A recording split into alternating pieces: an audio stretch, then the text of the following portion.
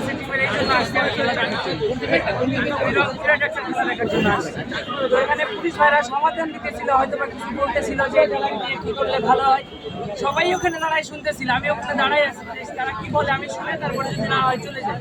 আমি দাঁড়াই আছি, হঠাৎ করে বাঁশি দিয়ে সবাই দাঁড়ায়, আমি ওখানে দাঁড়াই আছি, আমি তো কোনো দোষ করি না, আমি ওখানে দাঁড়াইছি কথা শোনার জন্য। আর ওরা কি বলতেছে মানে আমার কোনো কারণ ছাড়া একটা পুলিশ আমার উপরে পায়ে ব্যাট মারছে, আমি কিচ্ছু বলি না, আমি চুপ করে ওখানে দাঁড়ায় আছি, আমি কোনো কথা বলি না, আমি শুনতে চাইছি যে তারা কি বলতে চায় এই কথা ওখানে শোনার জন্য আমি ওখানে দাঁড়াইছি। কোনো কারণ ছাড়া আমার মারছে।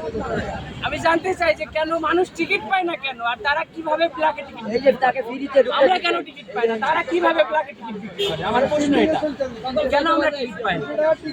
আচ্ছা রাত থেকে চেষ্টা করতেছি টিকিট নেওয়ার, কোনো জায়গায় কোনোভাবে টিকিট পাওয়া যাচ্ছে না, কোনো দর্শক নাই, অথচ বাইরে টিকিট বিক্রি করতেছে।